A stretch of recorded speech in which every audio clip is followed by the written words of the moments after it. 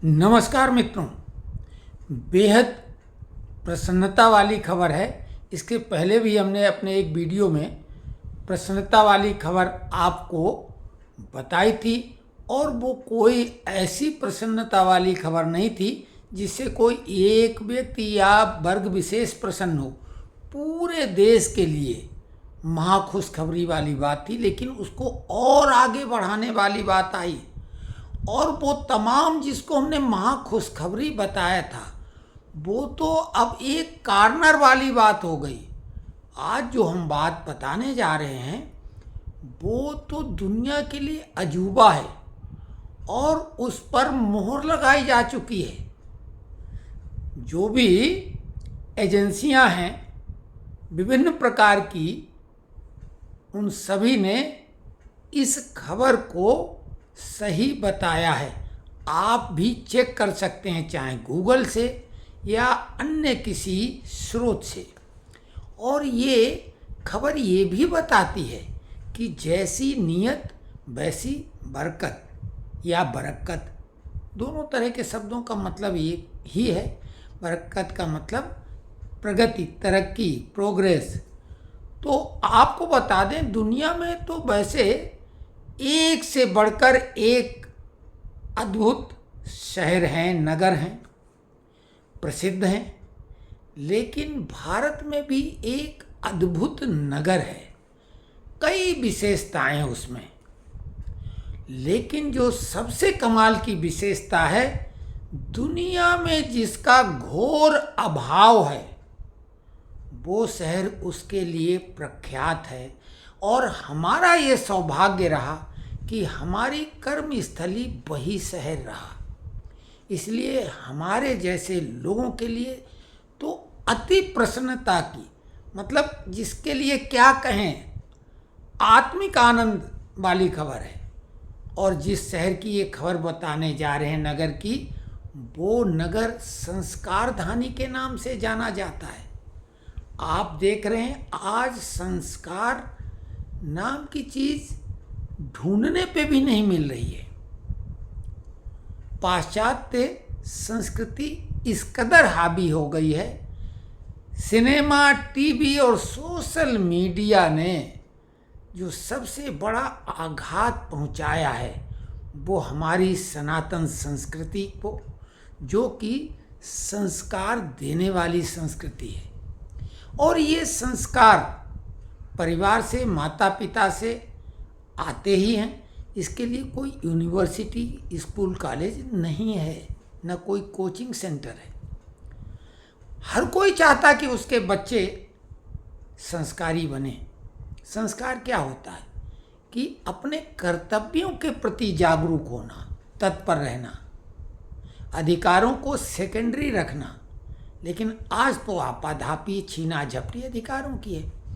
तो कमाल की खबर ये है कि इसके पहले जो हमने बताया था कि लिथियम और विभिन्न प्रकार की जो रेयर अर्थ एलिमेंट हैं वो, plus crude oil, natural gas, ये तो खदानें भारत को मिली, और इस हद तक मिली कि पूरी दुनिया भौचक हो गई। लेकिन अब तो कमाल ही हो गया। जबलपुर में सिहोरा तहसील के महगमा केवलारी जो जगह है, वहाँ लगभग 100 हेक्टेयर ज़मीन में सोने का जो भंडार मिला है, खनिज, मतलब सीधा सोने के सिक्के नहीं, जो वहाँ सोने की खदान कह सकते हैं, गोल्ड माइन, वो दुनिया की सबसे बड़ी गोल्ड माइन है। इसके पहले अमेरिका की नेवादा गोल्ड माइन ही दुनिया की सबसे बड़ी गोल्ड माइन जानी जाती थी, जिसमें कि अब तक 5000 मीट्रिक टन सोना निकाला जा चुका है, और लगभग 2400 मीट्रिक सोना अभी वहाँ बाकी है निकालने के लिए। प्रतिवर्ष सबसे ज़्यादा सोना उसी खदान से निकाला जाता है। लेकिन जबलपुर संस्कारधानी, यहाँ तो लाखों टन सोने का भंडार बताया गया है। लाखों टन। अब आप सोचो कि भारत को सोने की चिड़िया जो कहा जाता था, और आपने एक गाना सुना होगा, जहाँ डाल डाल पर सोने की चिड़ियाँ करती हैं बसेरा, वो भारत देश है मेरा। तो चिड़िया तो छोड़ दो, ये खदान तो भारत को दुनिया में नंबर 1 बना देगा। हमारे देश के यशस्वी प्रधानमंत्री नरेंद्र मोदी द्वारा देश की बागडोर संभालने के बाद हमारा देश 11वें स्थान से आर्थिक रूप से प्रगति करता करता 4थे स्थान पर तो पहुंच ही गया है, और वो 3रे स्थान पर 1 साल के अंदर आ जाएगा। उसके बाद चाइना और अमेरिका की बात है, लेकिन आज रिजर्व के मामले में जो गोल्ड रिजर्व है उसमें अमेरिका भारत से 10 गुना ज़्यादा आगे है। और आपको मालूम है किसी भी मुद्रा में तो गिरावट या उछाल आता रहता है, लेकिन सोना तो स्थिर है, क्योंकि अंतर्राष्ट्रीय स्तर पर सोना सबसे सुरक्षित ही धातु मानी जाती। जिसके पास जितना सोना वो उतना ही आर्थिक रूप से सशक्त देश माना जाता है। और वर्तमान में अमेरिका, चाइना और जर्मनी सोने के मामले में यही 3 देश सबसे मजबूत हैं, और यही तीनों देश भारत से आगे हैं। अमेरिका के पास 8000 मीट्रिक टन से ज़्यादा सोना है, वहीं भारत के पास 800 मीट्रिक टन सोना, 10 गुने का अंतर है। लेकिन इस खदान के बाद तो भारत अमेरिका से बहुत आगे निकल जाएगा। हजारों की बात ही नहीं, यहाँ तो लाखों मीट्रिक टन सोना निकलेगा। और इससे पहले भी जो भारत में जो 3 खदानें केवल सोने की, जिनसे सोना निकाला जा रहा था, और हमारी आवश्यकता का मात्र 0.5% ही सोना हम उत्पादित कर पाते थे, बाकी 99.5% तो हम निर्यात करते थे। आप कल्पना करिए कि भारत सोने के उत्पादन में आत्मनिर्भर ही नहीं होगा, भारत दुनिया का सिरमौर होगा स्वर्ण उत्पादन में। तो ये अद्भुत खबर है।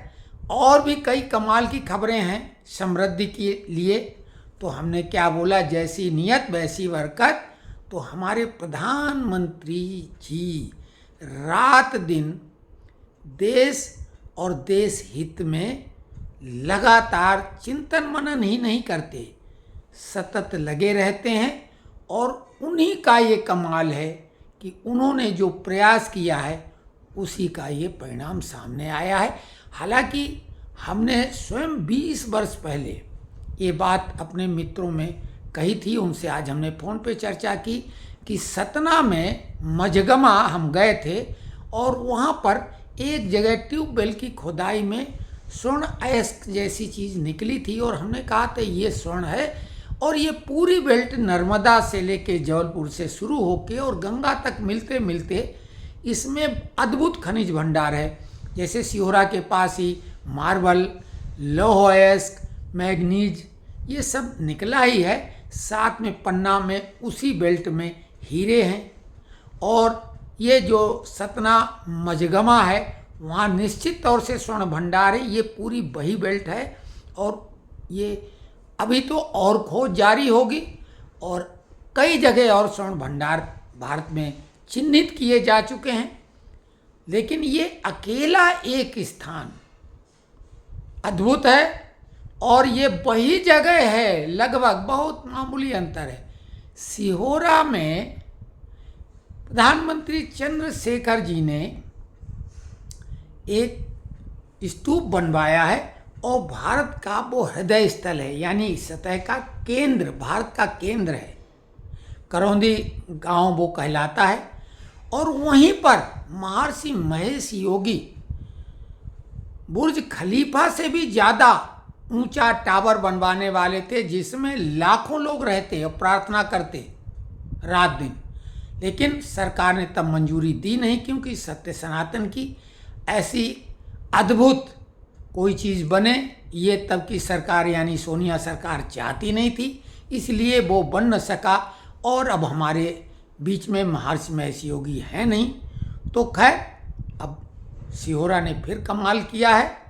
और हम तो यही कहेंगे कि ईश्वर की कृपा दृष्टि, अब तो वही हो गया कि राम मंदिर बनने के बाद हमने कहा था कि राम राज बैठे त्रैलोका, हर्षित भय गए सब शोका, बैर न कर काहू सन कोई, राम प्रताप विषमता खोई, दैहिक दैविक भौतिक तापा, राम राज काहू नहीं व्यापा। तो जब समृद्धि होगी तो बहुत से संताप अपने आप मिट जाएंगे। मोदी जी ने बागडोर संभाली, योजना लाई और तब से भूखमरी खत्म हो गई। भारत में अब भूख से कोई भी व्यक्ति नहीं मर सकता, क्योंकि 80 करोड़ लोगों को मुफ्त में अन्न देने की योजना मोदी सरकार चला रही है। 80 करोड़ तो भारत और चाइना के बाद में किसी की आबादी भी नहीं। तो धन्य है हमारा देश, और विश्व गुरु बनने से अब क्या कोई रोक सकता है। तो संस्कारधानी को प्रणाम, और हमारा सौभाग्य कि हमारी कर्मस्थली संस्कारधानी जबलपुर रहा। सत सत नमन संस्कारधानी को।